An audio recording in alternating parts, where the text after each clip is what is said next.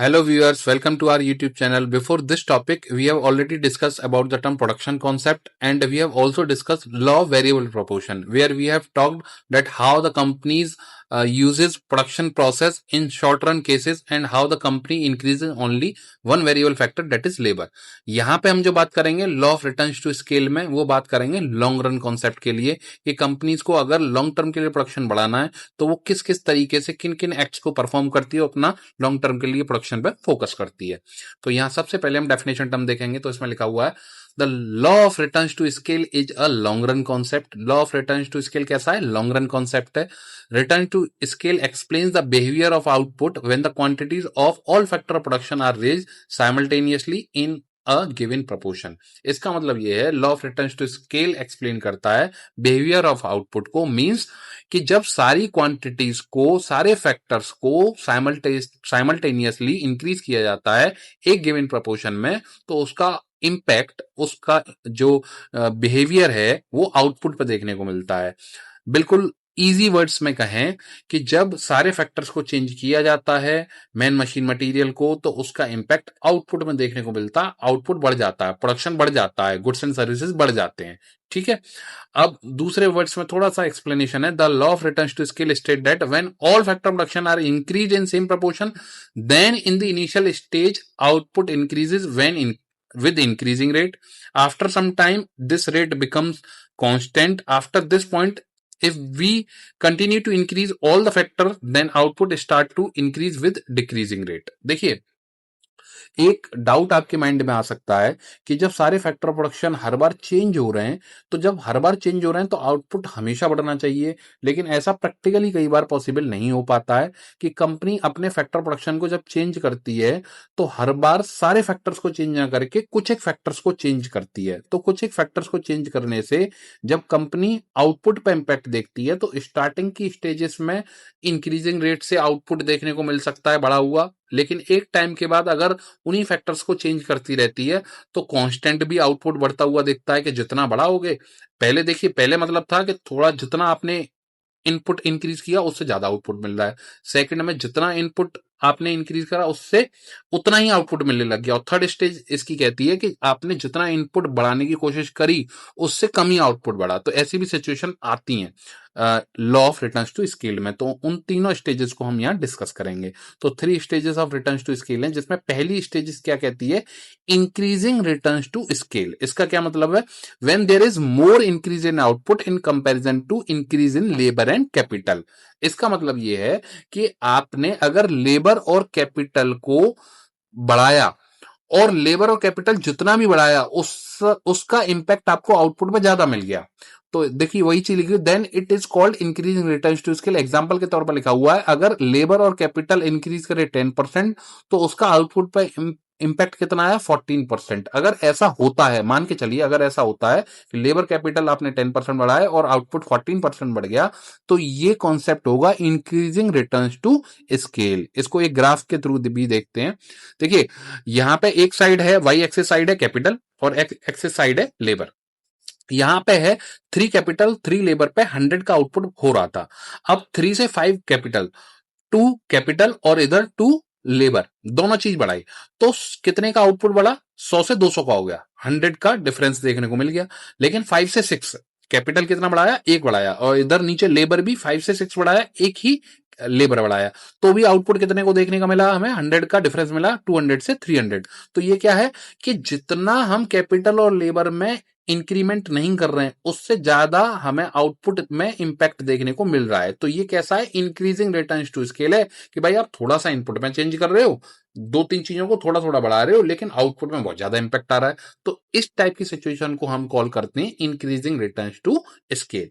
उसके बाद हम बात करते हैं सेकंड स्टेज है कांस्टेंट रिटर्न्स टू स्केल। जैसा इसका नाम है, कांस्टेंट से क्या मतलब है? When there is equal increase in output in due to increase in labour and capital. मतलब सीधा जितने परसेंटेज आपने लेबर कैपिटल बढ़ाए उतना ही आउटपुट आपको गुड्स एंड सर्विसेज में देखने को मिल गया, उतनी बढ़ोतरी देखने को मिल गई। तो वही है, then it is called constant returns to scale. For example if labour and capital are increase by 10%, output also increase by 10%, then it is called constant returns to scale. इसको ग्राफ से देखते हैं। देखिए 2 कैपिटल 2 लेबर पे 100 का output, फिर 2 से 4 capital, 2 से 4 लेबर, तो 100 से 200 हो गया। और 4 से 6 जो उतना ही सेम आपने कैपिटल बढ़ाया, 4 से 6 ही लेबर बढ़ाया आपने, दोनों फैक्टर को उतना बढ़ाया, तो फिर सेम 100 से 200 हुआ था, 200 से 300, 100 का इंक्रीमेंट आपको देखने को मिल गया। तो इसका क्या मतलब है, कांस्टेंट, जितना लेबर कैपिटल आप बढ़ा रहे हो उतना ही आपको आउटपुट में इंक्रीमेंट देखने को मिल रहा है। तो ये है कांस्टेंट रिटर्न्स टू स्केल। उसके बाद है decreasing returns to scale. Decreasing से मतलब क्या है, घटना, मतलब जितना आप इनपुट दे रहे हो उतना आउटपुट पे इंपैक्ट नहीं आ रहा है, मतलब जितना बढ़ा रहे हो आप उतना बढ़ोतरी गुड्स एंड सर्विसेज में नहीं हो रही है। When there is less increase in output in comparison to increase in labour and capital, then it is called decreasing returns to scale. For example, if labor and capital are increased by 10%, but output increased by 8%, then it is called decreasing returns to scale। इसका सीधा सा मतलब है कि आपने 10% labour and capital बढ़ाए, लेकिन output में इंपैक्ट आपको कितने को देखने का मिला, 8% का। तो ये है डिक्रीजिंग रिटर्न्स टू स्केल। देखिए यहाँ ग्राफ में भी ये रिप्रेजेंटेशन है कि 2 कैपिटल 2 लेबर पे 100 का आउटपुट, और 2 से 5 3 कैपिटल और 2 से 5 लेबर, 3 लेबर, तो 100 से 200 का हो गया। 100 का इंपैक्ट आपको देखने को मिल गया, 100 का डिफरेंस देखने को मिल गया। लेकिन 5 से नहीं, आपने 4 कैपिटल और 4 लेबर बढ़ाया, लेकिन यहां पे आपको आउटपुट में डिफरेंस कितना देखने को मिला, 200 से 300। मतलब इतना कैपिटल और इतना लेबर ज्यादा बढ़ा रहे हैं, लेकिन आउटपुट में डिफरेंस 100 का ही आ रहा है, वही डिफरेंस आ रहा है। तो ये आपके लिए प्रॉफिटेबल नहीं है। यहां पे क्या है, डिक्रीजिंग रिटर्न टू स्केल है, कि जो रिटर्न आ रहा है वो डिक्रीजिंग रेशियो में आ रहा है, इंक्रीजिंग या कांस्टेंट ना होते हुए। तो ये प्रॉफिटेबल या एक प्रॉफिट वाला कंसर्न नहीं है। तो ये सिचुएशन रिप्रेजेंट करता है डिक्रीजिंग रिटर्न्स टू स्केल को। अब इसके हम कुछ पॉइंट्स की बात करते हैं, 2-3 पॉइंट्स हैं कि ऐसे कौन कौन से कॉजेज हैं जो law of return to scale को एग्जिस्ट करते हैं, या कंप्लीट होने के लिए, उसको परफॉर्म होने के लिए, उसको इंप्लीमेंट होने के लिए उसको एग्जिस्ट करते हैं। तो पहला है रिसोर्स एग्जॉस्शन। इसका मतलब है कि भाई जितनी भी रिसोर्सेज हैं, अगर आप उनको एग्जॉस्ट कर लोगे तो फिर वहां पे जो मटेरियल है वो ओवर एक्सप्लॉइट हो जाएगा। देखिए लिखा हुआ है, लिमिटेड नेचुरल रिसोर्सेज और raw materials can become over exploited और increasingly expensive to procure at massive scale. अगर आप कुछ एक नेचुरल रिसोर्सेज को या कुछ इस टाइप के आपके पास मटेरियल है उनको ओवर एक्सप्लॉइट करोगे आप, तो उससे क्या होने लगता है कि एक लेवल तक तो आपको चीजें मिलने लगती हैं, उसके बाद वो उनकी अवेलेबिलिटी कम हो जाती है, जिसकी वजह से हो सकता है आपको रिसोर्स एग्जॉशन वाला टर्म लगे, जिसकी वजह से आप हर बार आपके पास वो मटेरियल अवेलेबल ना हो पाए, जिसकी वजह से आप जो एक्सपेक्ट कर रहे हो गुड्स एंड सर्विसेज का इंक्रीज होना एज ए आउटपुट, वो ना हो पाए। उसके बाद डिवीजन ऑफ लेबर और स्पेशलाइजेशन।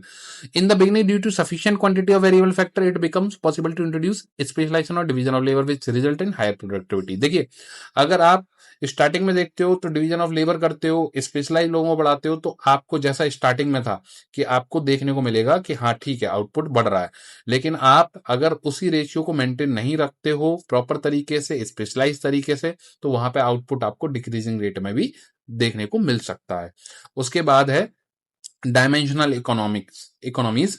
एज अ कंटेनर और facility scales up its capacity increase at a cube function. इसका मतलब मैं थोड़ा सा ब्रीफ में बता देता हूं कि देखिए आपकी जो भी आउटपुट की एक्टिविटीज होती हैं, जो प्रोडक्शन की एक्टिविटीज होती हैं, उसमें हर चीज का डायमेंशनल इकोनॉमीज सेट होता है, और आप उस डायमेंशनल इकोनॉमीज को चेंज किए हुए बिना कुछ एक फैक्टर्स के बिहाफ पे अगर आप ये एक्सपेक्ट करते हो कि हम कुछ एक फैक्टर्स को चेंज करके ही आउटपुट बढ़ा लेंगे, तो ऐसा हर बार पॉसिबल नहीं होता है, क्योंकि वहां प्रोडक्शन में सरफेस एरिया भी देखा जाता है, मटेरियल कॉस्ट भी देखी जाती है, स्टोरेज कैपेसिटी भी देखी जाती है, सारी चीजें देखी जाती हैं, जिसके बिहाफ पे आप एक्सपेक्ट कर सकते हो कि हमारा जो आउटपुट है वो कितना इंक्रीज होगा। तो it is all about the term law of returns to scale. Thanks for watching, please like and subscribe our channel. Thank you.